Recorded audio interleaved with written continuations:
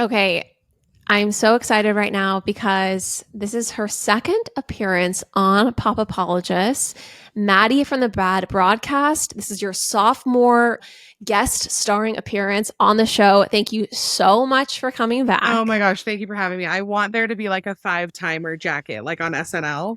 Like when I've done this 5 times, I want to be awarded a Letterman. We will make that happen. We'll do anything you want. I mean, you came on the show at the when we were really all kind of starting in this podcast game. Yes. And since you've really kind of taken over the podcast world, I feel like you are a star. It's true. You fully are a star. Let's just be honest. Wrong. Let's be honest. No, it has been wonderful. It has been a weird, I mean, you guys know, like podcasting, and I always tell people this, I'm like, podcasting is the Wild West. Like there's no standard, there's no rules, there's no set marker of like what's going to happen when.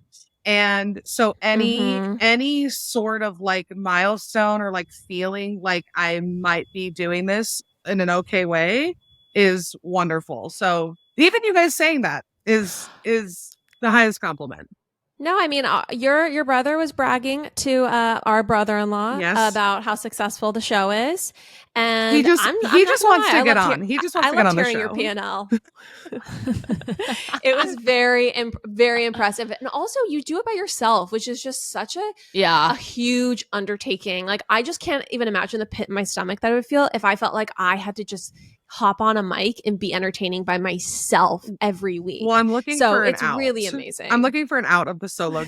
No, I'm just kidding. That's why I'm having a kid, so I don't have to do it alone. No, doing a solo was definitely, I mean, I've talked to Kate Kennedy about it, who does Be There in 5, she does long form solo podcasting, which crazy to me is a mental illness. Like I'm like, unfathomable. Are you okay? Yes.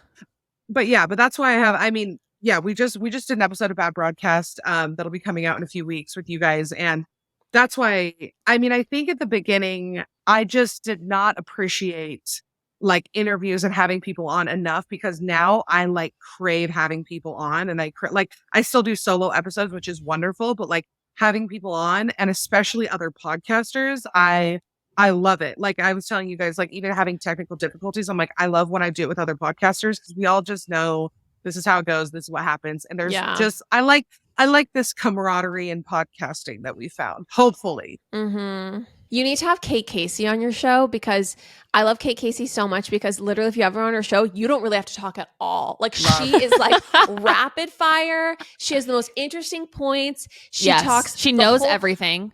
It's literally just opening a waterfall of great content, and it's like resting. It's like you get the day taking off when PTO. she comes on. That's what I need. 100% podcast PTO. Well, that's how I felt about you guys. I mean, I literally, when we just recorded, I was like, I could just sit and listen to these two talk. Like, I mean, like we have the opportunity to with your podcast, but having you on mine, I was like, this is seriously not only entertaining, but it is like a vacation. So. Anyway, no, I'm so happy to be here, and we adore you. Thanks for having me. We're spread across the country right now, I believe. We are. Yeah. I mean, for anyone who doesn't know, the great thing about this trio right now, the energy between us, is that we really share a common origin story or source, whereas we all have deep Utah roots. Yes. Mm-hmm.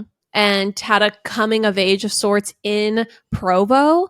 So I think we have quite a crossover of audience and life experiences. So I think that's one of the special things about chatting with you, is we can make jokes and, make little subtle references to our upbringing, which is super fun. Just those deep Mormon roots that we love. Yeah. Our deep Mormon deep cuts. Our deep lore.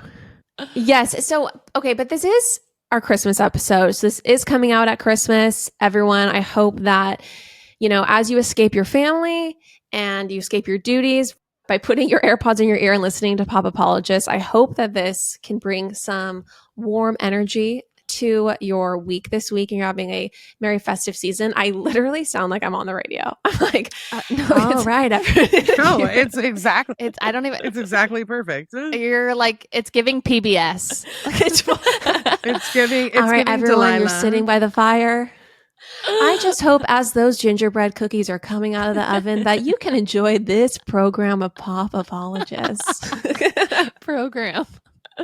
All right. So this week we want to get into, we've never done this before. It's more of a sincere topic, but we want to get into things you'll learn in your life by 30, like things you'll figure out by 30 that you might not know as a teenager in your 20s. We know we have somewhat of a younger audience, and we just want to share our life lessons.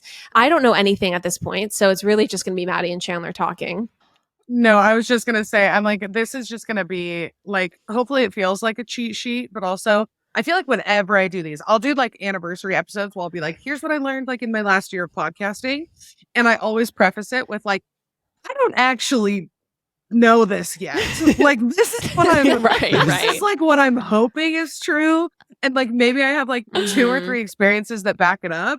But of course, like, I never want to come across, as I'm sure you guys agree, like that I have in any way figured this out, because I'm also having a bastard child with my boyfriend of 10 months. So I really don't think that I am the person I'm learning along with everybody as I tell you my life lessons. You're an icon. Everybody is obsessed with you. And truly, everyone wants to be like you. Truly, truly. And I do want to say, though, this episode feels like tempting fate slightly. Totally. Because I feel like I'm going to get like a overdraft email from like Wells Fargo, like right as I sign off. Okay. Just to prove that I really don't have my shit together. That is incredibly weird that you say that, because I literally haven't talked. I mean, I'm doing a Patreon episode later today, and I'm going to put it there, but I'll put it on here too. I woke up Thanksgiving morning.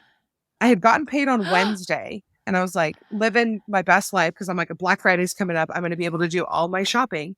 I wake up to an overdraft email from Wells Fargo. Thanksgiving. Oh, fuck. Thanksgiving morning. I was robbed.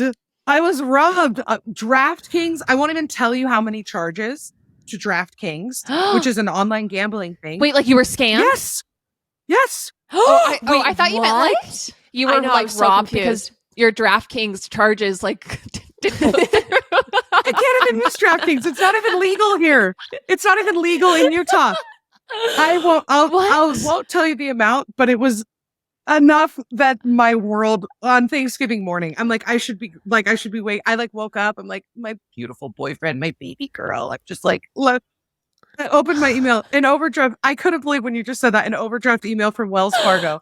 Anyway, so that has been my week, is literally. I need to know what happened. I just, somebody got my information, but yeah, I can't even use DraftKings in Utah. So I like called them, but I couldn't call anybody because it was Thanksgiving. So finally Friday morning, I get a hold of somebody and file a claim, and it's been fine. I mean, they've been working with me and it's been fine so far. I don't have it back, but they keep saying like, no, we'll be able to get it back. But I just couldn't believe that synchronicity of the overdraft email from Wells Fargo. I'm like, it was actually me. Chandler's like, coming clean. I've been dealing with something. I've been going through it. No, also kind of on a darker note, like this poor person who has an online gambling addiction who like just had a bender the day before Thanksgiving. I know. And like people say that they target like holiday weekends because then nobody can reach their banks. Wow, and you're not looking. Yeah. So it's been a whole thing. Chandler, you're so sweet and full of empathy, per usual. But I think the cold hard reality is that this is probably some like professional scamming corporation abroad. Yeah. There's probably people literally working in a naive, cubicle at this company that scams people, you know, in the US and in Canada and stuff in Europe. Yeah.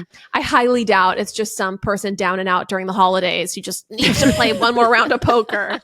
I know. Well, and I felt very personally, like I was like, don't they know I'm pregnant? Don't they know? Like, I was like, so like as though they had looked into my life and like personally chose me based on like my sins.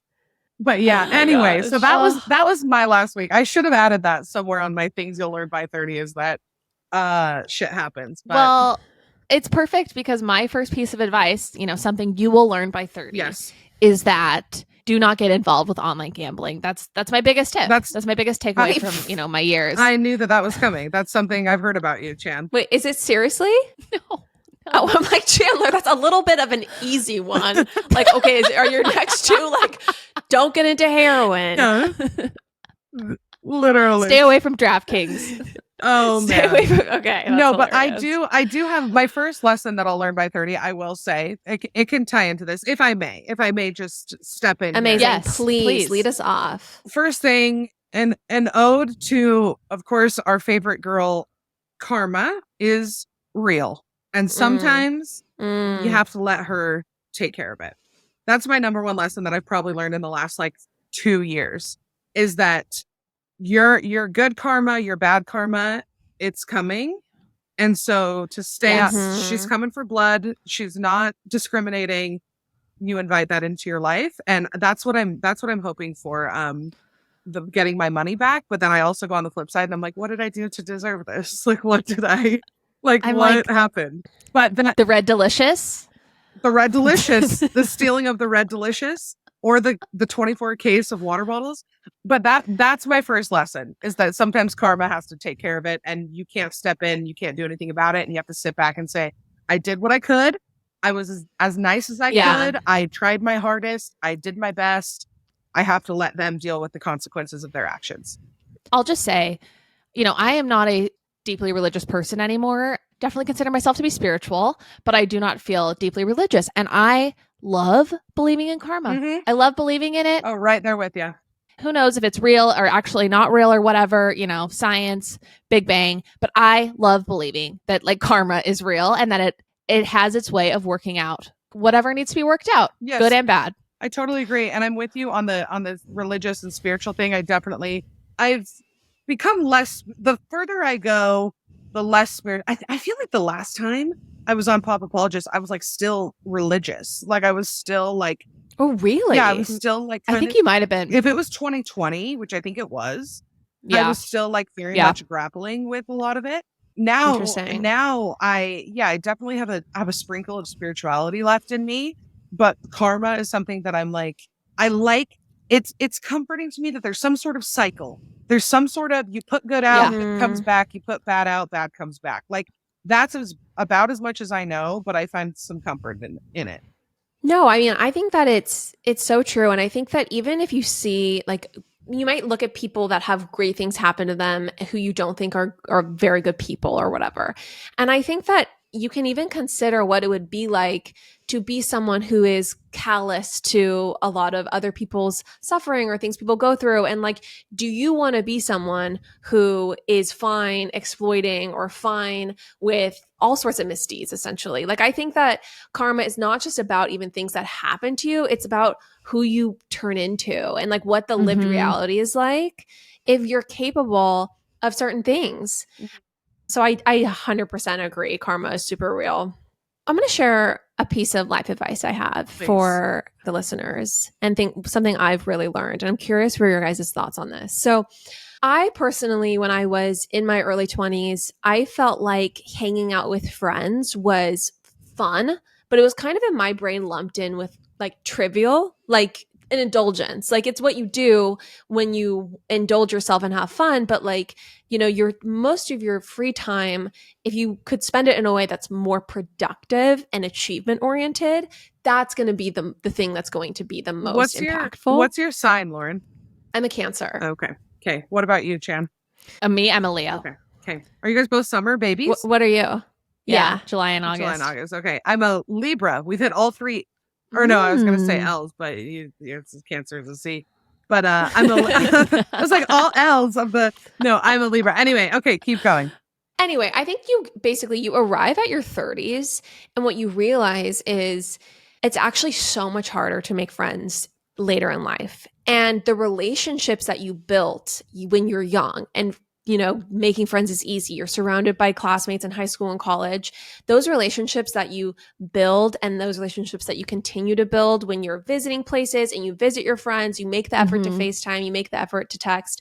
Those relationships, I think, really set you up for a sense of meaning and happiness later in life because it's just, again, a lot of times those people you make friends with earlier in life, those become your lifelong friends. And it just gets harder and harder as the years go on. So I think that spending time with friends, building relationships is just such an investment in your future happiness and sense of meaning. 1,000,000% could not agree more. I feel like I just feel like at this point in life, and I'll just tack this on because I so co-sign on this, but like, especially your female friendships later, like, I mean, assuming that you're in a, heterosexual relationship, like my female friendships are like such a pivotal part of my life. Like they are, like Yes. they fulfill a need and like almost an intimacy that a romantic partner doesn't fulfill, which I used to in my early 20s. I feel like I would have been like, well, my boyfriend or my husband or whatever should like be my everything and should fill all of these roles. Right. And I'm just learning, and and with my friends now, even we talk about it all the time. I'm like, this is a different category that you guys fulfill, and it's fine that my partner can't fulfill those, and it's okay that I'm getting this connection through my female friendships. And it's actually like healthier that way when you don't put everything on this one person, that, that big burden. Lauren, I totally agree. I'm like, actually, I fully disagree. You're like, I hate friends. Literally cut them out, get rid of them. No, I totally agree with everything you both have said. And I just think that, not to like get all woo woo, but I think we grew up, like the majority, everyone in this chat and this recording grew up very religious, and community was really big within our religion and the people that we saw every Sunday at church. And I think that what's been a really big part of me transitioning out of that religious chapter is maintaining a strong community, if you will, through my close friends, through seeing like couple friends all the time, and through, I don't have children yet, but like through really like establishing like this tight knit group of people that nourish me and that who I feel really like understood by, and in the way that I used to feel really understood by the people who were within my church community. And I think that is just such a huge part, and that's something that everyone should be nourishing. And I think this actually also leads me, if I may go into my piece of advice, please. To the notion that life is long. Lauren and I say this all the time, but I want to look at this notion through the slant of not cutting people out of your life too soon, or really like writing off people or friendships. I think that that is something that I feel like there's definitely a conversation of just like, if something's not serving you, get rid of it. And while I do think people should be able to like, set a boundary, put space if you need to put space there. But I just think that like, if my 20s have taught me anything, it is that life changes, it goes on, people evolve. And I think that the people who I have written off have almost like maybe surprised me the most. And so just don't write people off. Don't be so quick to write people off, I guess. I totally agree. And I've talked about this before in regards to therapy, weirdly, because I feel like a lot of times people go to therapy and they learn how to blame everybody else in their life. And it becomes about who is being toxic to me and who has betrayed me and therapy has become less about like personal accountability and like, how can I make changes? And now, I mean, again, going back to my early 20s, I was always looking for people who had done something wrong to me, or people, how I was the victim and how they shouldn't be in my life because they did this thing or whatever it might be.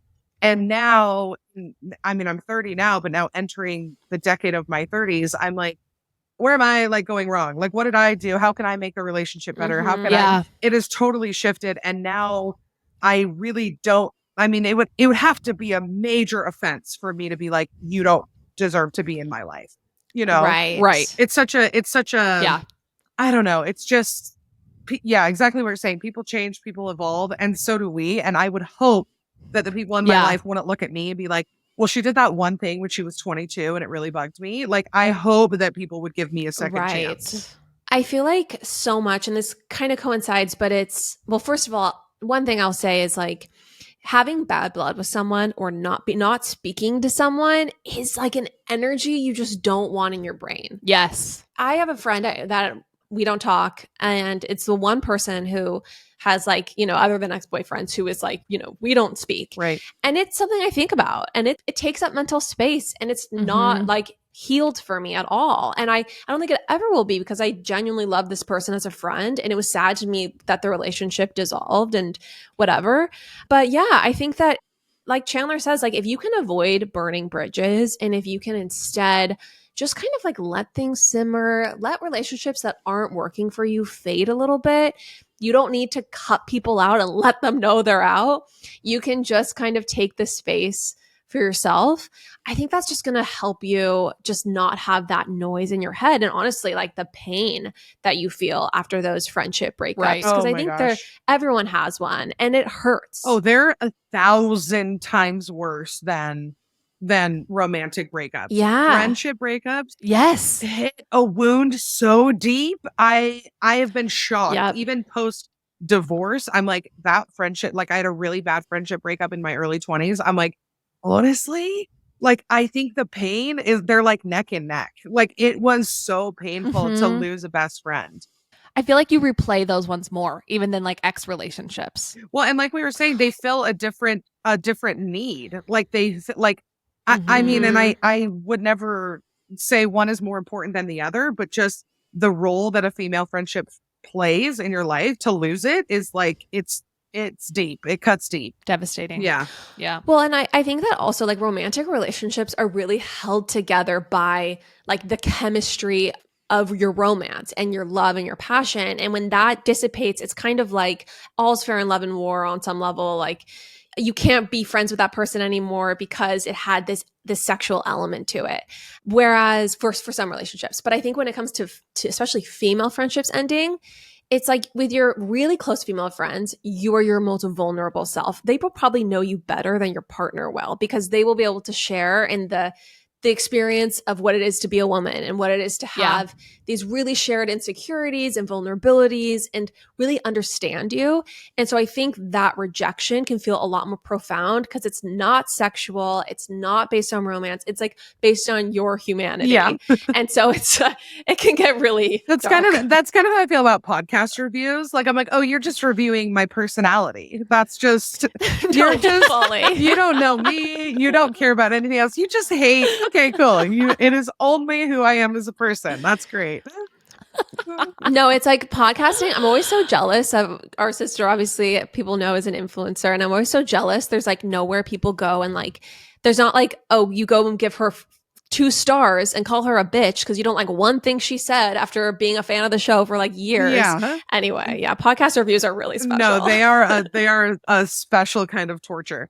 Okay, so this one does, I will say, it sounds a little like I always warn my audience. I'm like, I know that this sounds like a Pinterest quote. Unfortunately, tack this onto my lessons that I learned by 30. A lot of them are really true. Okay, so just back off Really while true. I wax Pinteresty for a second. But something I've learned, the no's are as important as the yeses. Both the ones you give and the ones given to you. So both the things that you say no to and the people who say no to you, those are as productive. I like always use, I said this to my friend the other day, like with Tinder, it's like the left swipes are like as important as the right.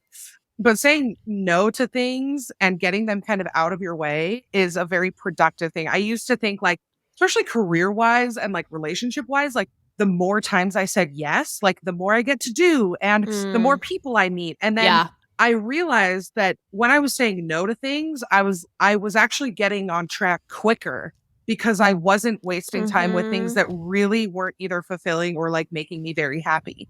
And same with the no's that were given to me, where I'm like, I look back on my old DMs, like when I was very first starting out, I didn't even have a podcast yet, just an Instagram.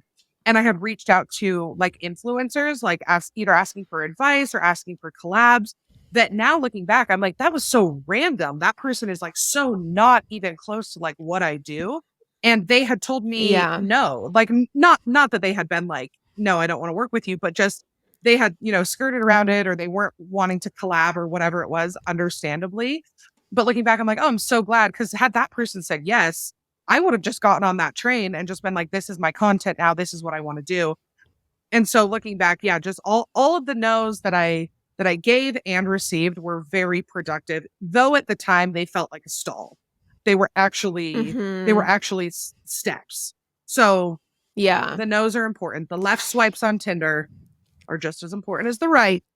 It reminds me of one of my my favorite business quotes, which is the compression of time creates value. So if you can figure out that something's not going to work, you should figure that out in a month versus a year. Yes. And so it's really, I think the same thing applies in all areas of your life. Like if you can get to the end of whatever that was going to be sooner and figure that out, I think it really applies in relationships where applicable.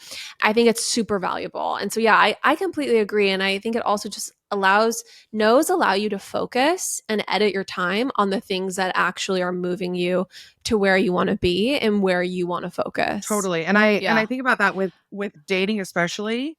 I was like, when I started dating again, so many people were like, just date as much as you can, say yes to every date and say yes.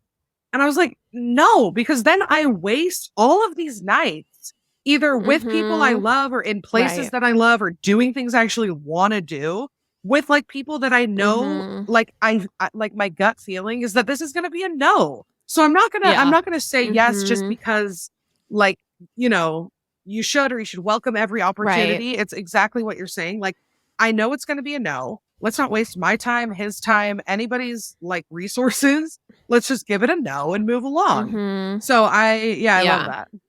Yeah. Like with that conversation, I believe like when you are dating, especially in your early 20s, to me, I really was like, okay, it's a numbers game. I just need to be like really figuring out what I'm into. And I think that was really helpful for me in the sense of like, I didn't really have a type per se.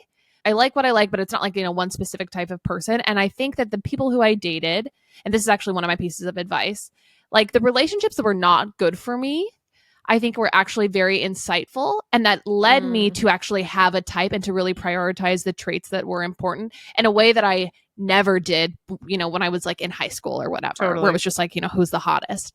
And so I think that it's just important to like, once you do have like an idea of what is important to you, to be like more ruthless about it. But I do think there is value in like, while you're still figuring out what you are into, in like saying yes more, in my opinion.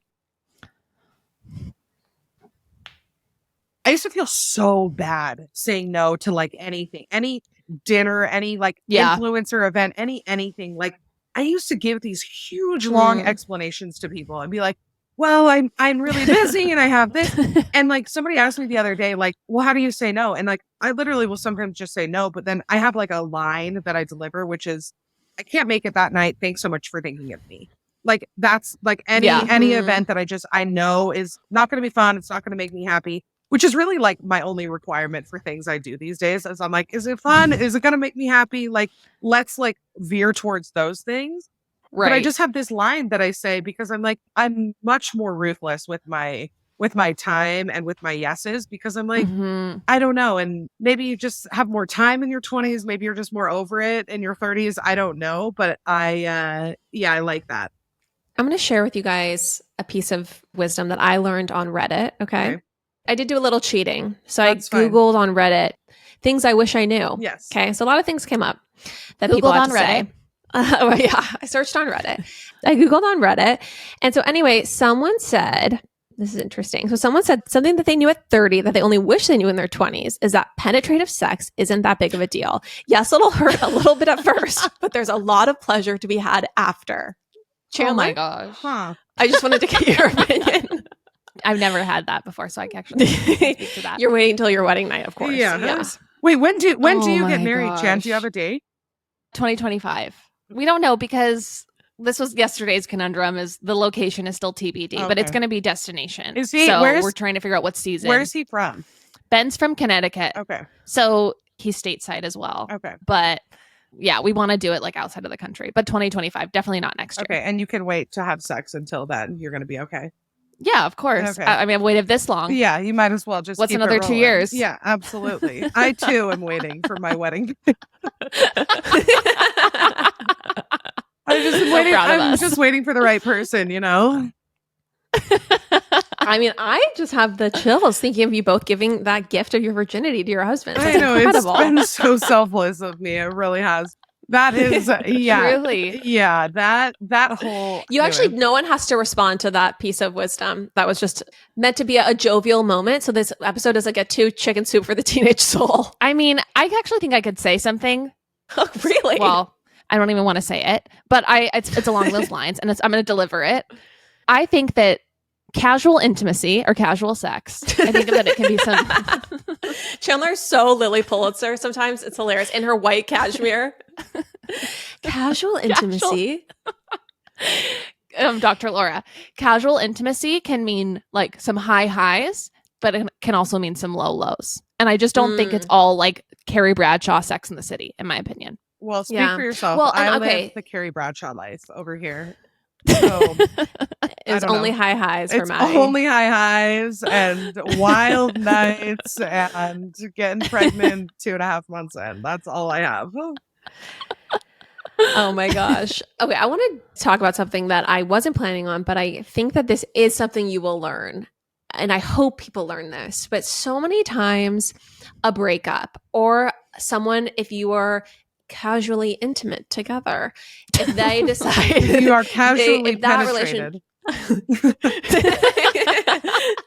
People you are casually penetrated by, if they don't want to formally penetrate you at some point, oh my gosh, I'm going to upgrade or whatever it is. I'm actually don't think I'm going to be able to get married in 2 years. I think that's it's going to break off my relationship. My poor in-laws, future in-laws.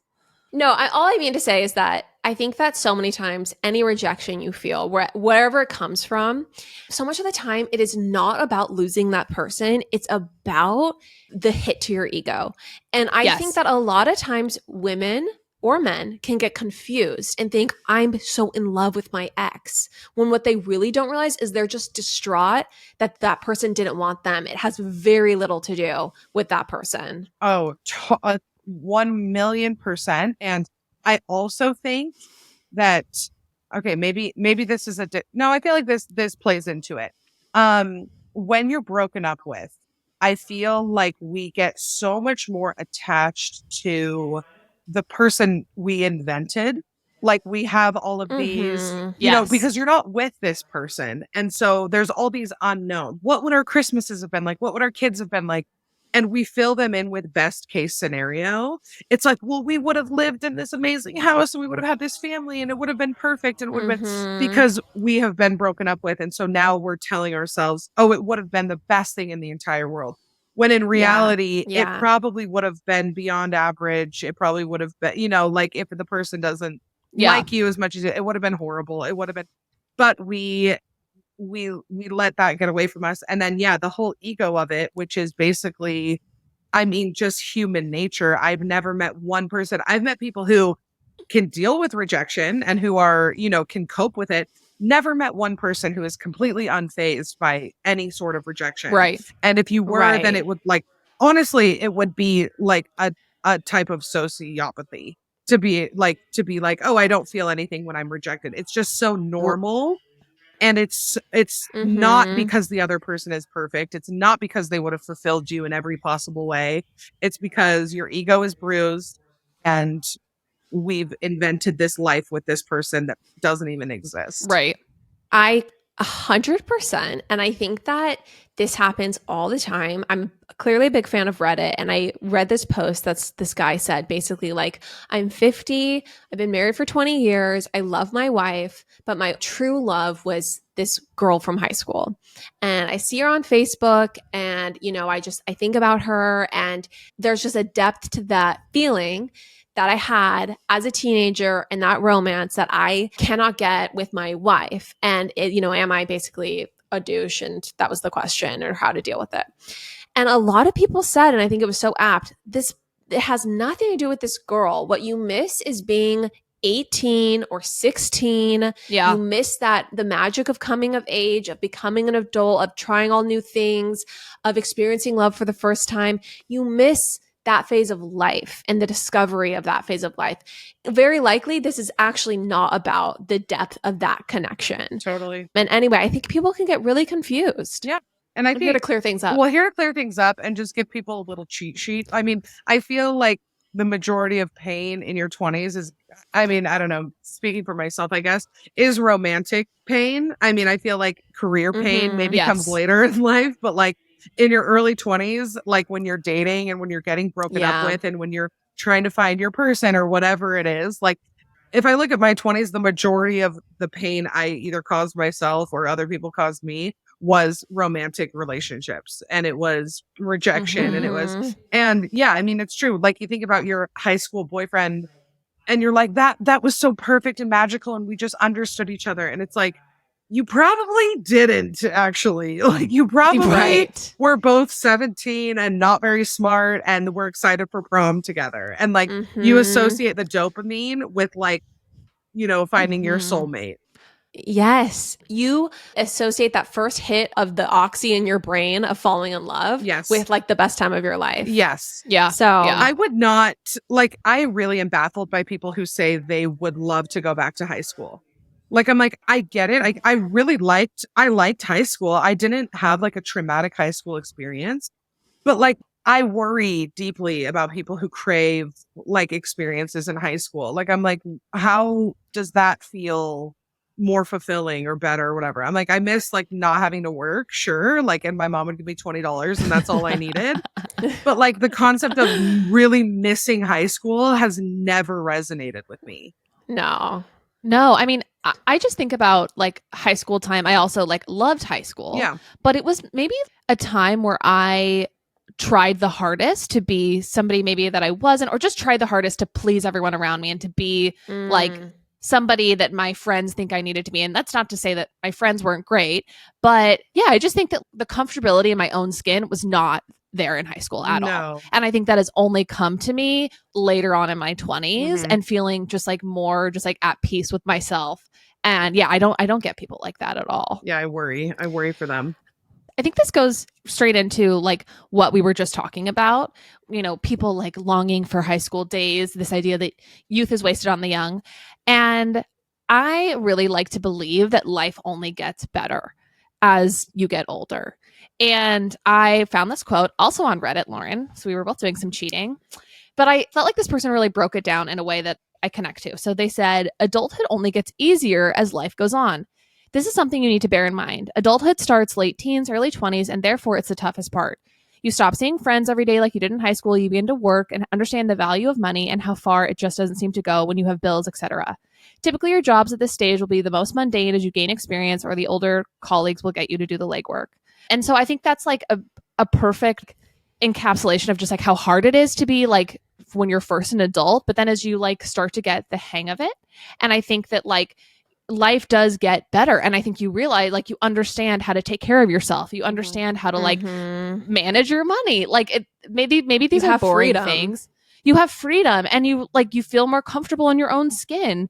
And I think it's just like, it's important to realize that like, you know, you're technically an adult when you're like in college, and then when you're like done with college, but you're not really like ready or at all like, you know, you're just not supposed to have it all figured out, and it's very normal to not. And I think it gets so much better because you do figure it out more and more every single year, you know, even if it's just dating better people. Totally.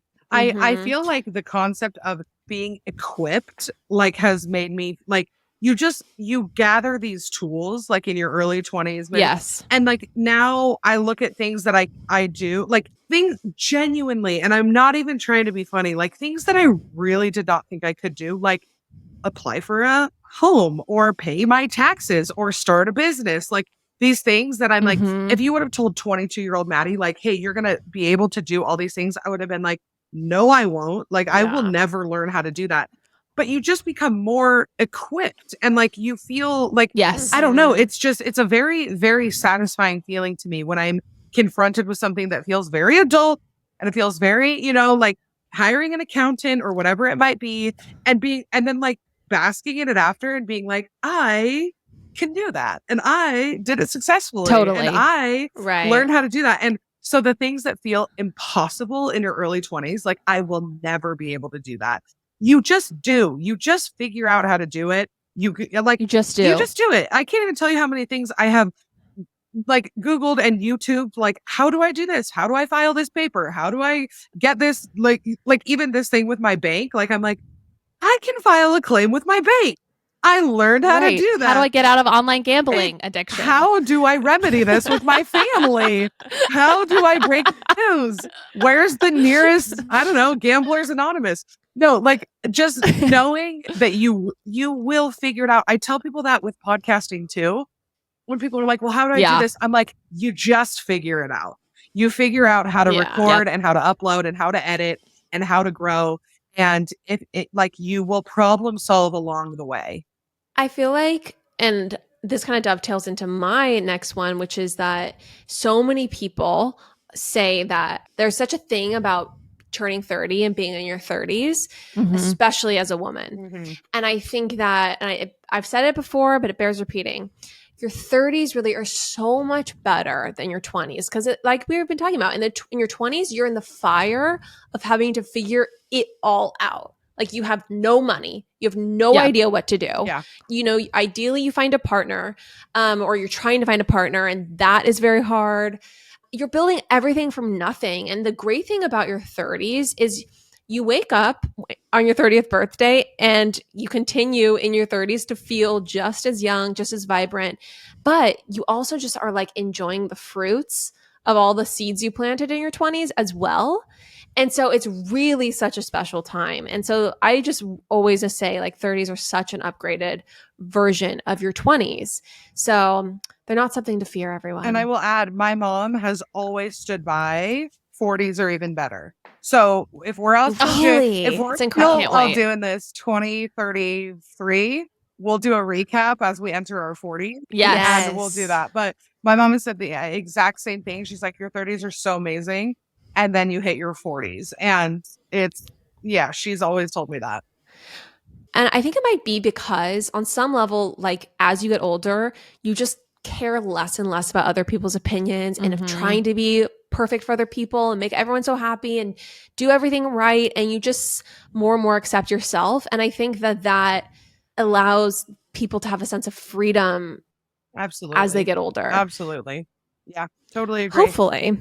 I would like to take some sort of supplement every day to care less what other people think. That's something I would really like to figure out how I could cure in my own brain. You and I both. You and I, like, I seriously, because I'm like, is everybody like this, or is there something wrong with me? And I don't know if it's the careers that we have chosen or what, but I'm like, how do I let this go? Like, again, it's one of those things that like I dole out advice on it. I'm like, how to be okay being misunderstood and but like at the end of the day, I'm like, I have dedicated so much of my time. Again, I do think it's gotten better in my 30s or since I've turned 30, but like, how do I explain myself? How do I defend myself? How do I, I see bad reviews like we're talking about, and I want to like, post on my story a defense of why I did what I did and why I said, and it's like, it's really, really uncomfortable to just have to accept that people, aren't going to like you. People are going to misunderstand you.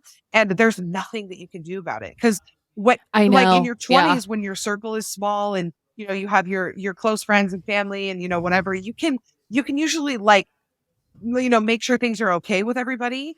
And then you start your career and you start, having these other types of relationships that you have no control over if people like you or not. And it is really hard. And like, I'll keep this short, but I think like, as we've built this podcast and as, it's truly such an amazing thing to do. And it doesn't feel like, it can be a lot of work, but it also doesn't feel like work per se.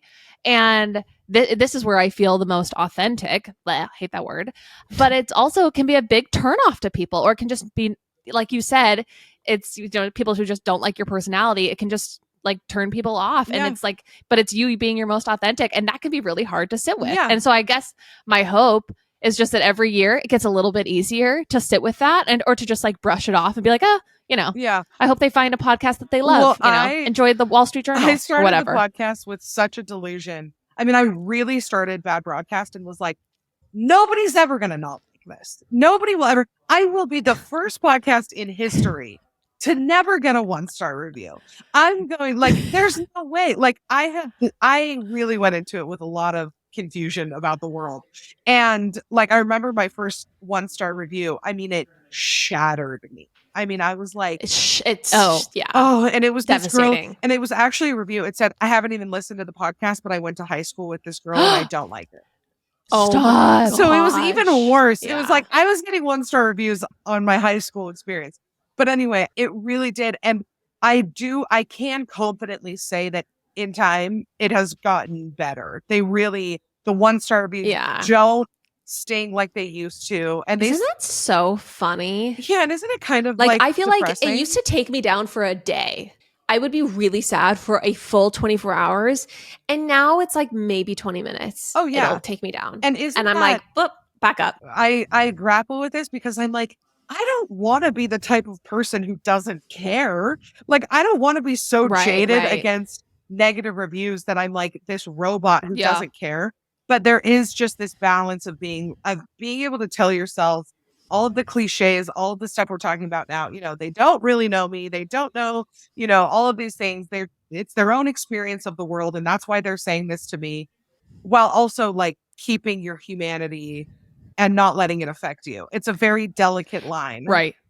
I think it just comes down to, and I think that this is not just like applicable to podcasters, but it's applicable to everyone, which is if it's a character assassination, if it's something about you, someone not liking you as a person, I mean, if you know that you're a good person, if you know that, then really like you just can't control whatever projections people have about you, and whatever you trigger in someone, something about you that makes them insecure, some confidence you have, something that just, again, it just bugs them and causes them to dislike you enough to whatever, talk about it online. Like that's just something that's so completely out of your control. Yeah. And that's really the thing I tell myself is like, this is just like completely, this isn't even about me. Yeah. This is like about them and like what they see. So yeah. And I just saw this stupid Matt Rife clip where he's on the Cancel podcast with Tana Mojo, and he's talking about how he's like, everybody who hates me is just jealous of me. And it's like, that's not true. Okay. And it is a really weird view to be like, everybody who hates me just wants to be me. No, some people just aren't going to like you. And it really doesn't like, not everybody I dislike, you know, am I jealous of? And it's like, it's okay to just be like, you know, that's their experience of me. It's not what I know about myself. It's not like my, like I know me better, the people around me, whatever, but like they're experiencing me differently. And though it may be incorrect, I don't have to let it like sink in. Right. Totally. Completely. But man. Oh wait, Maddie, I feel like so bad. I feel like you've been waiting to go. No, I've been loving this. This is my last one. And this is okay, perfect. This is not as poetic, but useful. This is my most useful. 3 things to keep on you at all times: hand sanitizer, chapstick, and a water bottle. Check. 3 things check. Okay. that have made my life easier, that I wish I always had on me, that like going through, like again, maybe not as helpful, maybe not as poetic, but when traveling, when on dates, when, you know, whatever, those 3 things: hand sanitizer, chapstick, water. If they're on you, I mean, you can usually get through anything. I know that if I can take a swig, do a spritz, and then put a little smackers on, I'm a new woman. You're a new woman. It's grounding. It's like hitting the reset button. Yes, it is a reset. It is grounding. Yes. I always tell people, I'm like, if you travel with me, I will always know where a bathroom is to wash your hands, and it'll always have a water on me, because like nothing is grosser to me or like takes me out of like enjoying something quite like either feeling dirty, like feeling like my hands are dirty. Yes. Needing like the feeling of needing chapstick is actually so distracting to me. Hell. It has taken me out of many a moment of my life, like where I'm like, if I had chapstick, I would have enjoyed that a little bit more, or being thirsty. So I have learned to keep those on me. Do you have chronically dry lips? Well, I'm in Utah, so I'm. Like, is this a thing for you? It's just winter time comes around, things get crusty. Yeah. I just But like I'm sorry, it's Lauren, not we don't poetic. all live in Costa Rica, okay? Yeah, damn, Lauren. Way to rub it in with your humidity index, okay? That's true. We don't all live in Costa Rica, not even me. But people always think Lauren lives in Costa Rica. So funny. It's like, how is it to live in Costa Rica? I literally said because I was telling Kelsey, my sister-in-law, who's friends with Courtney. I was like, oh yeah, me and Pop Apologists are recording tomorrow. And she's like, oh yeah. She's like, but Lauren's in Costa Rica. And I was like, I am pretty sure it's Puerto Rico, but I'm just going to say yes because I'm not totally sure. I think our mom thinks it's Costa Rica too. It is Puerto Rico, right? It is Puerto Rico. My favorite is Mexico. people are like, because I kind of get like 2 words, Rico, Rica, Puerto Rico, Costa Rica, whatever. Sounds a little similar. But when people are like house life in Mexico, I'm like, wow, it's just all the same to you. If people speak Spanish, it's all Mexico. That's their issue. That's canceled. They're canceled. Anyone who says that's on them that you live in Mexico deserves cancellation. Nothing against the stunning country of Mexico. I'd absolutely live there if given the chance, but I just don't happen to live any of those places. Okay, this is another not sexy, not poetic, but a very important piece of advice that I can speak to. And I'm just going to say it, and I'm not going to mince words, everybody. Afterpay is a scam. Do not get involved with Afterpay. This is to everyone who is in their 20s. Now I feel like I need to issue a disclaimer. I'm not in consumer debt, but I just think that there are a lot of. Totally. I've just noticed. I would never use Afterpay. I just want to say that I think, I've danced with Afterpay before in the past, and there's, so many new Klarna like payment plan things that have like come out. You can like literally put your groceries from Instacart on like Klarna or Afterpay, and I just think it's a scam, and I just think everyone should heavily avoid it. May I offer a defense? Wow. May I offer a defense of Klarna? Please. And Afterpay? You may. Okay, you may. As my whole bank account was robbed recently. Here is my only defense of Afterpay, because I agree with you. I also think that it's like the concept of like, if you want to buy it full price, don't buy it on sale. Like, it's like if you can't put down, like, if it's not worth the investment to you, it's probably not worth it in general. Yeah. So I totally subscribe to that. The only time, I shouldn't say only time, but I will say only time in this, when I have done large orders with multiple sizes that I know I'm going to return. Yeah. Yes. That is my Afterpay defense, where I'm like, that makes sense. I'm ordering 3 sizes and I don't want to pay full price for it because I know I'm going to send it back. And then I'm going to return this. Yes. And then you don't have the money out of your account, and the Afterpay stops. Right. That's my Robert Shapiro for you. That's a very good counter in my opinion for the use case of Afterpay. I think so. Are you like trying to like Shark Tank? Like, no, somebody on Shark Tank. No, he's OJ's attorney, isn't he? I mean, I know that Kardashian. Yeah, Kardashian dad was Robert. Southern. Yeah, I know Robert Shapiro. Anyway, that's my one. That's an excellent defense. I think I'm just mainly speaking to young, early 20s of me who was using it for like a $40 shirt at Urban Outfitters. Absolutely. It was like 4 payments of 10, not a big deal. Yeah. It adds up, baby. So just try to avoid them, everybody. They add up, and they are ruthless. Quitting them was like a drug for me, and that's really embarrassing to admit, but it was like quitting a drug. And I've been clean and sober for quite a few years. Really? That is really impressive. Yeah. I'm very proud. And that is... It's tempting. I'm adding it to my list of things to love. Because I agree with you. It is not a good habit. It really isn't. And it is... And it's hard to not do it all the time. But it is consumerism at its finest, where we're like, well, it's basically cheaper. But I'm going to put that on my 2024 goals. Be more like Chandler. Report back next year if you have ever used Klarna in 2024. Yes, I will. Or Afterpay. If I do it, I have to Venmo you guys like the full amount. Like, that's my punishment. Yeah, you do. You guys, I think this was a great episode. I think that we imparted a lot of life lessons. I can't imagine that anyone would not want life lessons from us. I mean, look at us. We have it all figured out. Yeah, exactly. Call us Martin Luther, 95 Theses, whatever, Parable, Olive Tree, Olive Mountain. I don't remember. We did it. We're incredible. Is that the Mount of Olives? Olive Mountain? Yes. Yes. Oh, that's so good. Well, I really haven't been Mormon for a long time. I know. Isn't that funny? Wait, has he ever been Mormon? Yes. He was. Yeah. Okay. Yeah. Why? He was, in Connecticut? He was raised in Connecticut and went on a mission to Las Vegas, and You don't say.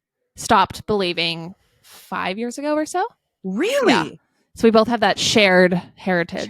Yeah, that's my boyfriend's family. Yeah. You can cut this if you want. It's very boring. But my boyfriend's family left when he was 13. So he has some knowledge of it, but none of it has really sunk in and been it's not a thing for him. So he always makes fun of me because I'll always be like, well, did you know that Joseph Smith, whatever? And he'll always be like, he'll be like, you are Mormon. Like, I don't know what to tell you. Like, you just are. I'm like, no, I'm not, I swear. He's like, it just runs so deep. Cause I'm like, when you leave in your mid-20s, it's deep in there. I mean, it's still deep for me. It's still deep. Yeah. I mentally checked out at like 13, but I still had to go to everything. And so I still had to go to like You went to BYU. Went to BYU. I graduated from seminary. I did everything. Yeah. And so like sometimes like Chandler and I talk and we just make casual references to characters of the Book of Mormon. Yeah. And we make Mormon references because it's like, it's just impossible to escape from because it was like the mythology of our childhood that we were like heavily steeped It's in. my favorite thing to suggest like very Book of Mormon names to my boyfriend to see if he knows. Like I will literally be like, what about Mahonri Moriankamer? And he's always like, is that for and he'll be like, is that the Bible? I'm like, no, it's not the Bible. It's not. Like close. I'm like, basically, no, it's really funny to do that. Anyway, that is all beside the point. I love to share wisdom and really try to fool people like I am abiding by my own wisdom. But I will say that I learn a lot from you guys, hearing just career-wise even, hearing you guys podcast, how you guys run this. I really do admire it so much. I love what you guys do. So it's an honor to be on and chit chat and go over these.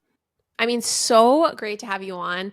If you like watching us, we are obsessed with seeing literally just your meteoric rise. Well, that's so study at your feet. You're truly. definitely too kind.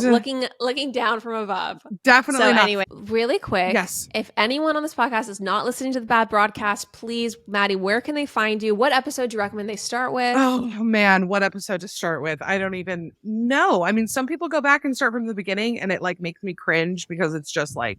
I just think about my early episodes and I'm like, please don't hold me to anything I thought or said there. But yeah, so Bad Broadcast out every Monday.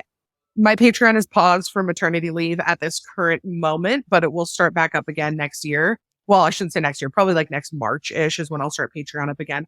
But yeah, every single Monday. Yeah, the episodes start with, I mean, there's a lot of fan faves. Worst in-laws is usually where people really like. I do a lot of listener submitted things. So worst in-laws, bad dates, bad breakups.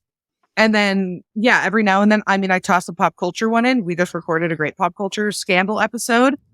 So yeah, hopefully there's a little bit for everybody, but every Monday I'll be there.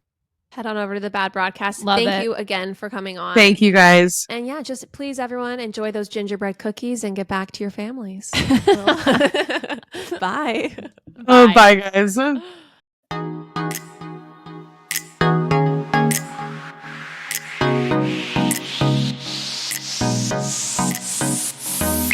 That's all for now, folks. Don't forget, give us a 5-star review, hit us up on Instagram at Popapologists, and we will see you next week, live every Wednesday.